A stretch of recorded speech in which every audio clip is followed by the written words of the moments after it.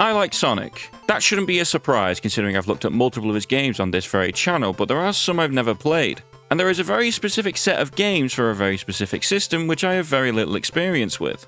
Meet the Sega Game Gear, an 8-bit handheld first released back in 1990 which housed quite a few Sonic games, and by quite a few I mean 12. Of these 12 games, my experience comprises of playing a single zone in one game and messing around a bit in another. Other than that, I've certainly heard a bit about these games, but never went out of my way to play them. I guess today's the day I change that then, as I look at every single Game Gear Sonic game and I'm gonna look at them in chronological order. And with that, the first game we're looking at is, well, Sonic the Hedgehog, obviously. Don't you love how we have 3 different games called Sonic the Hedgehog in this series? What? What do you mean 4?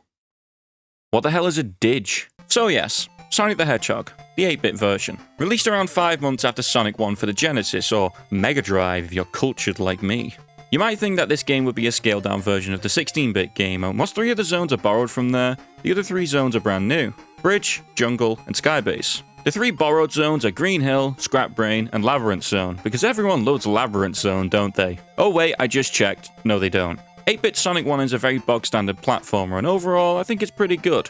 I don't think the controller is as tight as the 16-bit version, but it's more than usable and definitely works in this game's level design, which some could argue is a bit slow. There's a bit more emphasis on platforming rather than going fast in this game. I can't recall there being any loop-de-loops actually, which is weird now that I think about it. But honestly, I don't think the slower pace is that much of a detriment to the game, with the obvious exception of Bridge Zone Act 2, because what's going on? Why is there an auto-scroller? At least give me the ability to move fast if I want to. It's a good thing they never brought this back for any future games, isn't it? Why? So the zones themselves are a bit slower, but I think they're designed relatively well. I mean, Labyrinth's annoying, but that's more because how the water makes everything even slower and more painful. I could definitely do with a bit more real estate when it comes to the screen here, though. It feels a bit tight, doesn't it? Can we do anything about that? Thank you. Wait a minute. As you probably already know, 8-bit Sonic 1 isn't only on the Game Gear. It's also on Sega's console that preceded the Genesis/Mega Drive, the Master System. The Game Gear can essentially be summed up as a handheld version of the Master System, so you're going to see a few games in this video that were released on both. The obvious main difference is the larger screen. However, there are a few more differences between the console and handheld versions. The developers seem to have accommodated the smaller screen size and made some changes to make it not as much as a problem, like putting up signs to warn you of dangerous pits. The screen crunch is still noticeable, but it's nowhere near as bad as it could be. They also tweaked the bosses slightly, mostly by making them easier because you can just jump up to them now. You couldn't do that in the Master System. Also, if you're wondering, the developers of this game were not Sonic Team. No, it was developed by a company called Ancient, which was founded by the composer of this game's music. They don't seem like a big company or anything, but they did work on some of the Streets of Rage games and some of the Genesis games, including one that releases this year. What the? Speaking of the music, it's fine. Nothing really stuck with me except Bridge Zone. The only composition that was reused from the 16-bit version was Green Hill. Everything else is unique. Labyrinth, Scrap Brain, the boss theme, the special stage theme. Oh yeah, special stages. You entered these things by finishing a stage with 50 rings, but this isn't how you attain the Chaos Emeralds. These are only here to grab some lives and continues. The Chaos Emeralds are located across the levels, and the way to get them is to just find them. I don't mind this method since it encourages you to look around a bit more, and the emeralds aren't that difficult to find. Especially the one in Labyrinth. Even if you don't grab the emeralds though, it doesn't really matter. There's no reward for grabbing them, which, you know, first 8-bit game, it's not that surprising. Overall, this game is alright. It's good for a bit of handheld gaming. You can beat it in under an hour, which is to be expected, since the Game Gear's battery life was, simply put, bad. One thing I can appreciate with the Game Gear version though is the changes made specifically for it. For instance, Jungle Zone Act 2 has this annoying thing on the Master System where the bottom of the screen acts as a bottomless pit even if there was ground there before. That's not the case on the Game Gear. One change I don't understand though is Sonic's nose. It's just straight up not there on the handheld. What happened? It turns out Sonic kind of became a big thing, which led to even more games, including on the Game Gear, and the second Sonic game on the Game Gear was Sonic 2. I swear we're gonna get more distinct names soon. Fun fact though, this Sonic 2 released about 1 month before the 16-bit version, which makes this game the first appearance of Miles Tails Prower. And in his first appearance, he gets kidnapped. Welcome to the series, kid. Sonic sets out to save his best friend, going through entirely unique zones this time around, although the S in Green Hills zone is doing a lot of heavy lifting to make it unique. We have Underground Zone, Sky High Zone, Aqua Lake Zone, the aforementioned Green Hills Zone, Gimmick Mountain Zone, Scrambled Egg Zone, and another zone which I'll cover a bit later. Sonic the Hedgehog 2 for the Game Gear. This one also got a Master System release, just not in North America, which is a trend going forward, because weirdly, the only Sonic game released for the Master System in North America was Sonic 1. And it's probably because of this that the differences between the console and handheld versions are not as noticeable in later games. In Sonic 2's case, the only differences were some changes in boss behavior and some slight musical and graphical changes, I think. We have a different developer for this one, Aspect, who went on to develop 4 more Sonic games for the Game Gear. Whilst Ancient took the time to try and make the smaller screen of the Game Gear a bit more bearable for the players, Aspect took a slightly different approach. They didn't bother making it bearable at all. I just want to say that I think 8-bit Sonic 2 is genuinely a pretty good game and an improvement on Sonic 1. The Master System version, that is, because the Game Gear one makes me want to tap dance my way off a cliff. It is obvious playing this game that it was originally made for the Master System and then ported to the Game Gear. They didn't change any of the sprite sizes, so the screen crunch here is unbearable at points. The single greatest example of this is the very first boss. On the Master System, easy. On the Game Gear, hardest boss in the game. You don't have enough time to react and dodge most of the time. My first playthrough of this game was one of the most miserable experiences I've ever had playing a video game. Okay, I might be exaggerating a bit there, but it is genuinely infuriating the number of times you are forced into leaps of faith or flung into something you have no time to react to. Which is a huge shame because, yet again, I quite enjoy the console version. The larger screen size means I can actually see what's happening and plan accordingly. I can move fast without having to worry about what's slightly off screen. That's not me saying the level design in this game is perfect, because the sheer number of spikes in this game is ridiculous. Look at Green Hills. I am praying to whatever is out there that I don't land on spikes because I can't see what's below me. I know, God, don't get me started on the Chaos Emeralds. They're back, and the method to grabbing them is the same as the first game, only this time they're only found in Act 2 of the zones. They make you really work for these things in this game. For example, Sky High Zone. You need to bounce on clouds to grab the thing. What? You can't tell which clouds you can bounce on and which ones you can't? Well, that sounds like a you problem, my friend. This game does not treat the player very well. Correction. The Game Gear doesn't treat this game very well, so it takes its anger out on the player, which makes the player take that anger out on their monitor by throwing it out of the window. Getting all the Chaos Emeralds can be quite difficult, which normally wouldn't be an issue. It wasn't common for Sonic games back then to have multiple meaningful endings. However, when you beat this game without grabbing the emeralds, it just ends without you saving Tails, and it's heavily implied that he's compromised to a permanent end. So the only way to save Tails is to grab the 5 emeralds lying in the levels. Once you have 5, Silver Sonic drops a 6th one in what would normally be the final boss. Except you find out it's not the final boss, and there's an extra level after you obtain all the MacGuffins. Crystal Egg Zone. And considering this is the true final level, it's really not that challenging. That goes for the final boss as well, which just involves Sonic chilling in some tubes for the most part. It's more dizzying than difficult. It's not even that satisfying when you beat it either, because Eggman teleports away, Tails just shows up out of nowhere, and Sonic's like, I don't know, I guess that's the end of the game. Oh no, they both died. This game is weird. It exists in a state of both being a pretty good game whilst also being terrible. It's Schrodinger's game. Master System, genuinely a good time. Game Gear, a miserable slog. It's better on multiple playthroughs, simply because I know what to expect from the level design, so I'm less likely to be taken by surprise, but at that point, I'm just going to play the Master System version. The minute changes made for the Game Gear do not make up for the screen crunch, which makes some parts of this game straight up trial and error at points. With that said though, I do genuinely recommend playing this on the Master System because there are good parts of this game. For example, I think Gimmick Mountain is a great zone. It's varied, it utilizes its gimmicks in a way which is engaging, and more importantly, it flows well and it's fun. Oh, I almost forgot to talk about the gimmicks. This game loves them.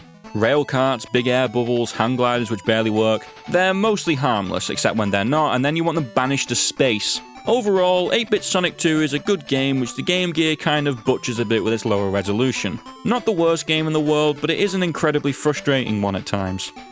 1993 is here, and it brings us the next Game Gear Sonic game, and look at that, we have a unique title this time, Sonic Chaos. At least that's what it's called in the West. Over in Japan, this game is called Sonic and Tails because you can play as both Sonic and Tails. They don't give you points for creative naming over in Japan, I guess. Let's see what we have here. There seems to be a bigger emphasis on the Chaos Emeralds in this game, if the name didn't give that away already. We see Eggman stealing one at the start of the game, and it's our job to grab the rest of them to stop him. So it's a bit of a surprise that grabbing the emeralds doesn't really change anything. There's no extra level like Sonic 2, there's still only 6 emeralds, so no super form, and the only difference is a few scenes and a credit sequence, so why is there added emphasis here? Well, first I should probably talk about the gameplay here. Wow, this game is incredibly easy. You can beat most levels in like 20 seconds, and you spend pretty much all of that time holding right and jumping.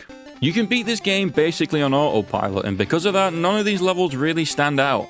Turquoise Hill, Gigalopolis or Gigapolis, depending on which version you're playing for some reason, Sleeping Egg, Mecha Green Hill, Aqua Planet, Electric Egg. I don't find these levels that interesting because they all end before they have any chance to get going. Sonic controls perfectly fine, and he even has a super peel out from Sonic CD, but you'll basically never use it because these levels are so short. One thing I do like about these zones though is the music. Aqua Planet has a great track, and I like how Mecha Green Hill basically has a Bad Future rendition of the music from Sonic 2's Green Hill Zone.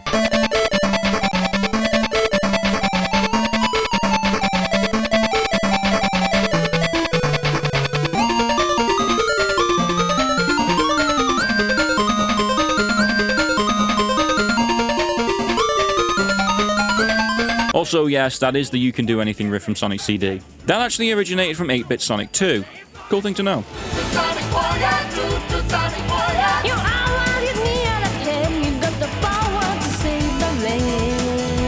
So what does this game actually have to offer if the levels are too easy? Well, it's in the title. The Chaos Emeralds. In order to enter a special stage, you need to collect 100 rings. As soon as you grab 100, you're immediately warped to the special stage. This is a perfectly fine way of entering stages, but it also compounds the difficulty issue in the main levels because they put a ridiculous number of rings everywhere to ensure you have a chance of obtaining the emeralds. This has the adverse effect of pretty much guaranteeing that you'll have a stupid number of lives throughout the game. Enough about that though, what are the special stages themselves like? Unlike other games, each stage has a unique level design and it's your job to make your way through it and reach the emerald. I like this. It stops special stages from being monotonous later on, and they thankfully inject a bit of difficulty into this game. I'm not saying they're ridiculously hard or anything, but I at least have to think a little bit whilst playing them, which I appreciate. There is another thing that Sonic Chaos offers, which is Miles Tails Prower, or as the Master System calls him, Miles Power. You can play as him in this game, and fun fact, this is the first game where you can fly as Tails. He can only activate it when he's standing still, so it's pretty much useless for fast-paced gameplay, but who cares, he can fly! You also can't collect the Chaos Emeralds with Tails, which makes this playthrough infinitely easier, and honestly, not really worth playing. Last little point about Sonic Chaos is, yes, there's a Master System version. There are some minor differences, some graphics, music, but the major difference is the bosses. Some of the arenas are a bit different, and they usually have less health on the Game Gear, with the notable exception of the last two bosses which have more health. That includes the final boss, and since I brought up the final boss, why is it so difficult? This game is pathetically easy, and then you get to the final boss, which in Sonic terms is kind of unforgiving. This game kind of just exists. It's not bad, it's not good, it's just there. Every interesting thing that's introduced here, like the rocket shoes and special stages, are kind of undermined by just how easy the main gameplay is. But at least Sonic can do this in the sound test. That's cool, right? Now, Sonic Chaos did have a sequel, but that's not the next game chronologically, so we'll talk about it later, okay? The next game is Dr. Robotnik's Mean Bean Machine, and honestly, I don't see myself spending much time on this one.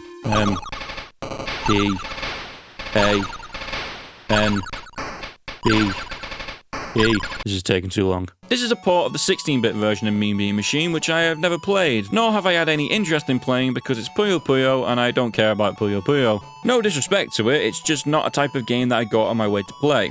I also kinda suck at it. For the purpose of this video though, I did play both the 16-bit and 8-bit versions of Mean Bean Machine, and in my opinion, it's a matching puzzle game. You match the colours, try and get high scores, and try and beat your opponent. There's not much more I can say about it. I think the Game Gear version does a good job of translating it to a handheld, and if this type of game is up your alley, this would probably be a good option to take out and about. I do quite like the puzzle mode, which is only on the 8-bit version. It gives you little scenarios to carry out, which I think can be fun. It's also on the Master System, but there's pretty much no difference to the handheld version other than the larger screen size. At the end of the day though, if you like Puyo Puyo and Sonic and you want to play it on the go, Game Gear Mean Bean Machine seems like a decent option. It's just not one that I care for. We're beginning to jump around different genres now, aren't we? We had a puzzle game, and the next game up is a racing game. Sonic Drift, an 8-bit racing game. This can't be anything other than terrible, right? Well, first things first, this wasn't initially released outside of Japan, so that doesn't exactly inspire confidence. This is also the first game of this video that isn't also on the Master System. That's not really relevant to whether it's good or not, but it's interesting, I guess. I'm kinda scraping the bottom of the barrel for this one. This racing game only has 4 characters you can choose from: Sonic, Tails, Eggman, and Amy. Each have their own special ability they can activate by using rings. Sonic can dash, Tails can jump, Eggman can use mines, and Amy can have a heart attack. They all handle differently as well, but honestly, it doesn't really matter because this game is super basic. There are 3 different circuits which each have 6 tracks, all of which are based on zones from Sonic the Hedgehog. Not that one, not that one, not that one, that one. The tracks have slightly more difficult layouts for the yellow and red circuits compared to the green one, but I'd struggle to call anything here challenging at all. You drive forward, you drift around corners, you pick up an item every now and again. That's about it. Not much exists to shake things up in this game. It's just a bunch of straights and turns with little thought put into much else. I don't think the game controls terribly or anything, and I think it can be a bit exhilarating at points, but that's mostly because it's a racing game. That's kind of the point. Also, this AI is really easy to beat. This is a pretty bare-bones racing game, and I can definitely see why it didn't leave Japan. It looks fine, although you're basically forced to look at the map the whole time to have any sort of clue what to do because corners come out of nowhere. The best thing I can say about this game is it functions well, but that's not exactly a selling point, is it? It's ultimately harmless, but there is very little reason to ever play this other than to experience Sonic's first racing game. Are we back to the platformers yet? No? Spinball? Great. Much like Mean Bean Machine earlier, I hadn't even played 16-bit Sonic Spinball before this video, so I took the time to play it for the sake of comparison to the 8-bit version. Sonic Spinball sees you control Sonic in levels which resemble pinball tables, with Sonic himself acting as the pinball. The goal of each level is to grab all the Chaos Emeralds located there and beat the boss. This normally requires you hitting switches and maneuvering Sonic to the correct places to collect the emeralds. All the bosses are pretty simple, with you just needing to direct Sonic into them multiple times. This is all easier said than done, however, as I think the physics in this game are really finicky. I understand it's based off pinball, but there is an underlying theme of uncontrollability here, which isn't exactly ideal since I need to precisely hit Sonic towards things like switches and platforms. The average Spinball experience is accidentally going the wrong way, spending 3 minutes getting back to where you were, and then accidentally going the wrong way again. It's annoying after a while, especially since I don't mean to do it. As a concept, I think Sonic Spinball is really interesting, but in practice, it's more frustrating than anything else, because Sonic keeps going places I don't want him to go, which can make the game quite difficult at points. If you're wondering why I've mostly talked about the 16-bit version so far, it's because the 8-bit version can be best described as a scaled-down port of that game. It's also slower, and I think the physics are even worse here. This game has 4 zones, like its 16-bit counterpart, with both having Lava Powerhouse and the Machine and Final Showdown. The first stage, however, despite obviously sharing a similar aesthetic, is named Toxic Pools instead of Toxic Caves. There are large portions of these levels which have similar level design to 16-bit Spinball, and they're also made to be smaller, which is understandable since it's on an inferior system. We do have these unique bonus stages though, and wow, they suck. Sonic's control when not being a pinball is genuinely horrendous. He's slow, his jump sucks, the spin dash doesn't really work, and the momentum and physics make no sense. These were obviously an afterthought, and I'm willing to say that most of this game was, to be honest. It's a scaled down port of the original, and it feels like it, leading to it not really being that fun. Apparently, there are some secret rooms you can find across the game, but I didn't find any, and I don't care to play this game again. After playing the original first and then this, it really highlights how much was shared between the two. The music's different at least, which in one very specific case is a good thing because anything's better than this. I understand this was made to be taken on the go, but considering I don't think the game it's copying is that good to begin with, this didn't have a hope of me liking it, handheld or not. This also had a Master System version, which is important because for most of the world, this was the last Sonic game released for Sega's 8-bit home console. It wasn't the last Master System Sonic game everywhere, but we'll get to that a bit later. If you're wondering, the only change is the larger screen size, and to my knowledge, everything else is the same. I don't particularly like this game because I prefer to have greater control of my character than this, but I can see why someone would enjoy it. I do find it quite satisfying when I beat levels, so the game must be doing something right at least. I still wouldn't recommend it though. That goes for both versions. We've been on a bit of a tangent for a while now. Are we at that Sonic Chaos sequel yet? We are? Thank you. About a year after Sonic Chaos' release, it got a sequel. In Japan, it was called Sonic & Tails 2, but since Sonic Chaos wasn't called Sonic & Tails in the West, it's called Sonic Triple Trouble over here. It's called that because the game has 3 antagonists. Knuckles, the debuting Fang the Sniper, and Fingers! Why do we have 3 villains this time around? Well, Eggman somehow had all the Chaos Emeralds, but ended up losing all but one of them. Once Sonic and Tails start looking for the emeralds, Eggman tricks Knuckles into thinking the 2 heroes would use the emeralds for nefarious means. Knuckles must be a really trusting person for him to continually be tricked like this. According to the Brazilian manual though, Knuckles isn't in this game and it's his younger brother Kruckles who takes his place, though he still gets tricked, so maybe the Knuckles family are just idiots. He does come to his senses by the end of the game though. That leaves us with our third villain, Fang the Sniper, who's a treasure hunter who wants the emeralds because they're valuable. He couldn't care less about how powerful they are. He actually has all the emeralds that Eggman lost throughout the game and stores them in this game's special stages, which I'll talk about in a bit. We have 6 new zones in this game: Great Turquoise Zone, which isn't turquoise, so what's up with that, Sunset Park, Meta Jungle Era, Robotnik Winter, Tidal Plant, and Atomic Destroyer. None of these aesthetics are that original in the Sonic series, but what definitely helps this game is the graphics. This game looks really good for an 8-bit game. I thought the previous Game Gear platformers looked good, but Triple Trouble's even better in my opinion. It's vibrant, the sprites look good, it's a very consistently good looking game. On the other hand, I don't really have an opinion on the music, which is kind of a pattern with the Game Gear games. I don't think it's bad, I just don't think it's good either. The gameplay here is much like Sonic Chaos, with Sonic and Tails both keeping their movesets from that game, but the level design is much better here in my opinion. The levels are longer to start off with, which means that there's inherently more things going on. This makes the gimmickier power-ups here stand out more, like the snowboard and this mech that Tails has in Tidal Plant. Tidal Plant's still a pain in the arse though. It's an 8-bit underwater level, it's got a lot going against it. One of the best things about Triple Trouble though is that it was only made for the Game Gear. That means no Master System version and no screen crunch. Finally! I don't have to worry about the screen size when going through levels, and that really helps with my enjoyment of this game. However, whilst I like the grander scale of the level design, there is one aspect I'm not a fan of.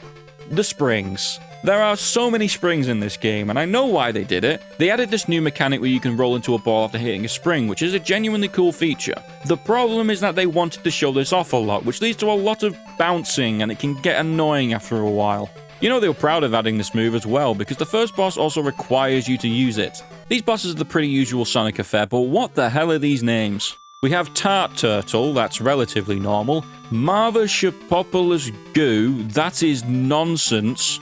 Wood Butter Rundorf, that sounds like the name of a German football team. Thomas, Knuckles makes sense. Metal Sonic's here for some reason, and then they must have given up because the last 3 bosses are called Atomic Destroyer, Boss 1, 2, and 3.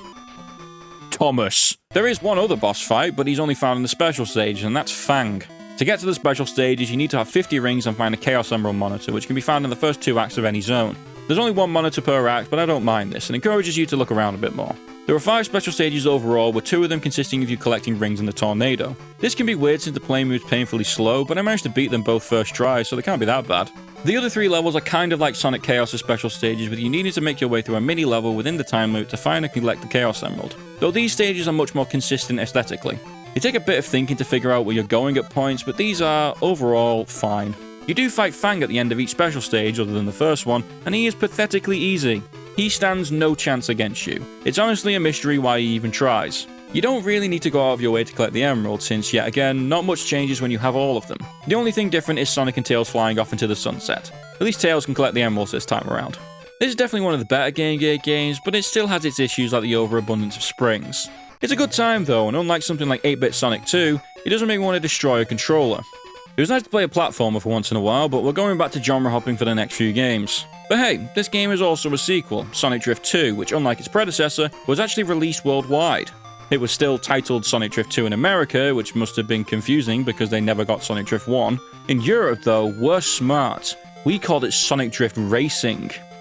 But the title screen still says Sonic Drift 2, so maybe we're not that smart. Sonic Drift 2 can best be summarized as a better version of the first game. The foundations are still the same with 3 different circuits containing 6 courses, but there's way more variety in the tracks this time.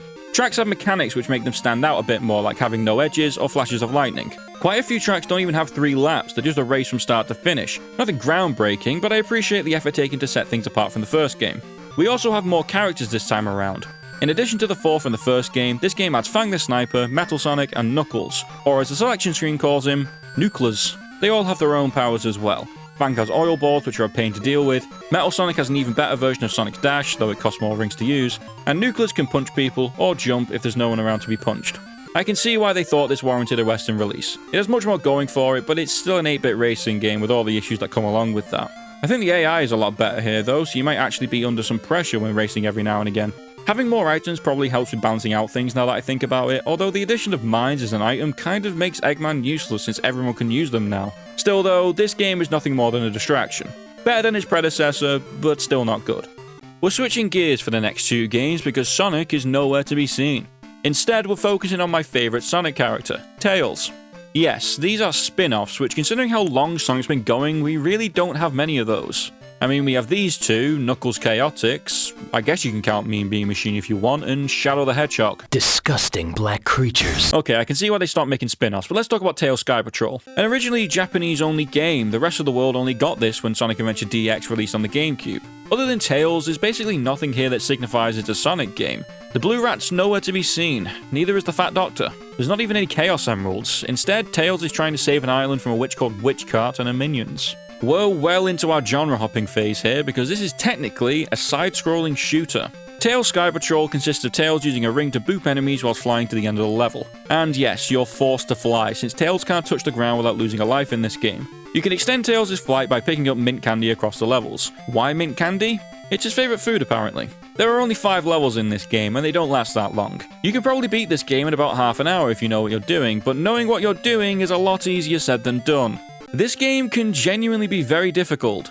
If Tails hits any type of wall, you lose a life. Going fast in this game is an absolute death trap because you do not have enough time to react to walls popping up and ruining your day. Also, these spinny wall things can go take a long walk off a short pier. Going slow is much safer, but you really need to concentrate at times.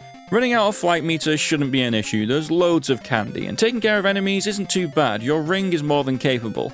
You can also use the ring in ways to redirect Tails or hold weights in an attempt to avoid the dreaded walls and floor. There are also boss fights in this game, but they pose no threat. Just slow right up and smack them with your ring until they're dealt with, and Tails takes into the great beyond. It's really weird how this is one of the more difficult Sonic games I've ever played. In all fairness, that's mostly because Sonic games aren't too difficult, but this game is such a misdirect because it's so colourful and bright. It looks like a game geared for an even younger audience than usual, but then you play it and it can be unforgivable at times. I'm not an idiot, this ain't Dark Souls, but in comparison to other Sonic games, it'll definitely catch you off guard with its difficulty. That's not inherently a bad thing, by the way. I actually quite like difficult games because I'm weird like that, and this game is more than tolerable if you just take your time. This game's fine, but I'm not going to be recommending this anytime soon unless you're a big fan of Tails. That's one Tails game out of the way, but we do have another one to look at, and this one was released outside of Japan. Tails Adventure. Looks like Tails got to the Adventure title before Sonic did, even if the title screen does say Adventures instead. So what is this game? We start with Tails taking a nap and oh my god, everything's on fire! The big bad of this game is the Battle Cuckoo Empire, who are looking for the Chaos Emeralds. Unfortunately for them, they run into a two-tailed fox who has no problem using the various number of bombs he has access to. Tails in this game doesn't bother with the whole jumping on enemies routine. Instead, he uses explosives. We have regular bombs, remote bombs, napalm, triple bombs. Push Tails any further and you might pull out a nuke. If you couldn't tell already, this isn't your typical Sonic game, so what is it? Well, it's kind of a Metroidvania. This isn't some high-speed platformer. Tails moves pretty slowly, actually, except when using this Sonic power-up, which is basically useless. No, Tails struts around areas using his equipment, whether that's bombs, night vision goggles, or this remote robot, which can also turn into a submarine/battle plane thing, which is awesome. You have to do a bit of thinking every now and again, using the items you find across the areas to make progress. Now, some items are more useful than others, and honestly, most of them are terrible. The bombs are good, not only as a weapon but as a tool to destroy blocks. The remote robot is great, but other than that, everything else is pretty much useless, like the Knuckles item, which is a pathetically short punch attack, or only useful in one very specific scenario like the night vision goggles. Another issue is that you can only hold 4 items at one time. That's just disappointing. At least you have a radio, though. I did find myself enjoying this one, however. I mean, come on, Tails spends the whole game throwing bombs at people and pounding a battle submarine/plane, blowing up everything in his way. Whoever came up with this idea should get a raise. You can fly around dropping bombs on people from above. You can't convince me that this is bad. I also love how you can find the Chaos Emeralds to increase your health bar and flight duration. It's a nice way to tie a reward to the Emeralds without a super form. It's a few tweaks away from being a genuinely great game. Have more items that are usable and increase your inventory size, and they would have been cooking here. The areas are designed well, the progression felt natural, and it was fun figuring out what to do to progress. It takes around 5-ish hours to beat, which, considering that every other Game Gear game is clocked in at an hour or less, is pretty long. It's a solid game, and one that I kind of recommend if you're looking for something a bit different in the Sonic series. I honestly think they should try this type of game again with Tails. They seem to be more open to playable characters other than Sonic now, so why not? Could be fun if they worked on some of the stuff from this game. Speaking of fun, the next game doesn't have much of it. We're nearer the end of the Game Gear's life cycle, so Sega decided to get a bit more experimental. This experimenting led to Sonic Labyrinth. Let me get the positives out of the way first. You can beat this game in under half an hour, the music's alright. Yeah, that's about it. This is an isometric puzzle game where you need to find and collect 3 keys across the level to unlock the exit. Sounds easy, right? It should be, but let me just point out something that's very important in this game. Sonic is slow. Eggman somehow tricks Sonic into putting on special shoes, which make him incredibly slow and stopping from jumping. Sonic can still gain some speed by using the spin dash, however. Sonic being slow doesn't really bother me, it's the game's gimmick and I can accept that. I'm not accepting this control though. It sucks. You charge up that spin dash anything more than 1 rev and you better start praying because you will have very little control of Sonic once he sets off. This is a puzzle game, right? But the puzzle isn't finding the keys. It's trying to figure out how to control Sonic properly. Your options are uncontrollable bouncing or stop-start spin dashing everywhere. Either way, it's not very fun. There are also bosses here and yeah, they're also pretty bad. They consist of spin dashing and hoping. There's no strategy, just pray you don't hit any hazards. You do get Chaos Emeralds when you beat the bosses, but there's still 1 emerald you need to go out of your way to grab though. In 2-3, you need to enter this cannon and hold right when it fires. You'll land on this switch which opens the bonus stage. You're given the emerald once you enter the bonus stage, even though nothing in the game signifies that. Not that it really matters though, the Chaos Emeralds don't change much. Again, this game is just bad. It controls awkwardly, the level design isn't that engaging, and it says a lot that the most puzzling thing in this game is simply moving in a straight line. That being said though, I can't get angry at Sonic Labyrinth. Yeah, it's bad, but it also took no time to beat, so it didn't feel like a massive waste of time. They tried to do something new, and it didn't work. That happens sometimes. Now, if this was a platformer, and this bad, I'd probably have a much more negative opinion of it. Enter Sonic Blast. It's 1996, and this is the last Game Gear Sonic game. The previous game had an isometric view, so what's this game got? Pre-rendered graphics on an 8-bit handheld. Well, it can't be that bad. Oh, we'll ignore that for a moment. What's going on in this game? Sonic was chilling in a hammock holding a Chaos Emerald when it suddenly burst into 5 pieces. The reason why it did this was because Eggman tried shooting Sonic with a laser, but he missed and hit the Emerald instead. Sonic was stationary, so Eggman just has terrible aim. From there, it's a race to find the scattered pieces, and since Knuckles was nearby when Eggman tried murdering Sonic, he decides to tag along. This all comes from the Japanese manual, by the way, you're not getting any of this in-game. So yeah, you can play as both Sonic and Knuckles in this game, but let's get back to these graphics, because what am I looking at? Sonic and Knuckles look like they're perpetually melting. There's no way anyone thought this looked good. It honestly looks like a bootleg. Also, these levels, they're not winning any points for originality anytime soon. Green Hill, Yellow Desert, Red Volcano, Blue Marine, Silver Castle. The names are lazy, and so is this level design. I struggle to even comment on what happens in these levels. They are so devoid of any sort of enjoyment. One zone does stand out though, and that's Blue Marine because it's terrible. It's slow, it's unresponsive, and the level design is bad and confusing.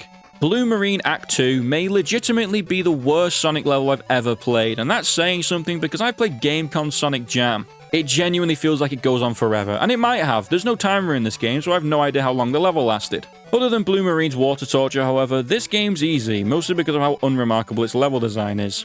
The bosses are pathetic as well, and they don't even have stupid names like in Triple Trouble, so I can't even have fun with that. The level design and the aesthetics are awful, but surely the control must be fine. Nope, Sonic and Knuckles aren't fun to control at all. They feel heavy, so making jumps is painful at points. It doesn't help that their sprites are so big, you can barely see anything coming up, which, considering this was mostly a Game Gear only title, is baffling. Sonic does have a double jump, which in all fairness works fine and makes him way easier to use. Knuckles though, good luck. You can glide, sure, but with this resolution you have no idea where you're going, which makes this already bad game even worse. The only other thing worth noting in this game are the special stages. Much like in Sonic 3, they can be entered through a giant ring which can be found in the levels. Unlike Sonic 3 though, there's only one giant ring per act, and even then, only Act 2 special stages grant you a Chaos Emerald shard. The special stages themselves are whatever. Sonic moves forward and you collect rings to pass a special stage. We have seen this type of thing 3 billion times at this point, and just like the majority of this game, it's unremarkable. We actually have an extra boss if you collect all the Emerald Shards, and I'm going to be completely honest here, this boss isn't that bad, mostly because you actually have to think when fighting it. It's easily the best boss in the game, and I guess that makes it the best thing about this game by proxy. I mean, compared to the previous boss, which is just running either left or right, this one looks like a Frontiers boss fight in comparison. It's still not perfect, mind you, trying to hit the thing can feel downright random at times due to the terribly small screen. If only this game had a Master System version so the screen was bigger. Well, have I got some news for you. If you recall, I said that Sonic Spinball was the last Master System Sonic game for most of the world. Note that I said most. There was one country that loves the Master System so much that it got another Sonic game. And that country is... Brazil. Sonic Blast on the Master System. This is the laziest port I have ever seen. Since this only got a release in Brazil, they didn't bother changing a single thing from the Game Gear release other than the resolution. The bigger screen is nice, I can actually see more than 2 feet in front of me, but when I say they didn't change anything, I mean that they didn't change anything. Look at the title screen, look at the special stages. They didn't even bother resizing them for the larger screen. The boss fights are hilarious as well. Eggman straight up disappears and reappears constantly because he's still playing by the Game Gear screen resolution, and off-screen on the Game Gear is not off-screen on the Master System.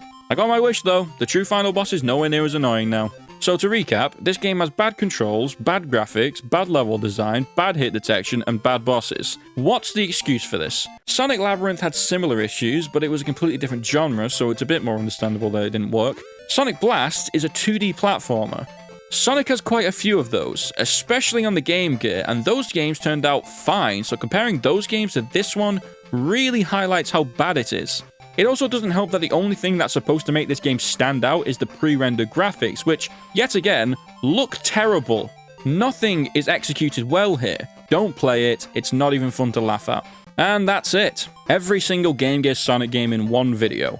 Irrespective of my thoughts on the games, it was nice to experience a side of Sonic I had barely played before. Which was my least favorite? Sonic Blast. No further questions. My favorite one, surprisingly, Tails Adventure. I really enjoyed the concept. Overall, though, in my opinion, most of the games on the Game Gear are just fine, and I don't really have that many strong feelings about them. I find it quite interesting how the best versions of most of these games are on the Master System. It's a shame North America never saw the majority of them. Wow, they gave up on the Master System quick. We were still rocking it in '96 in Brazil. What?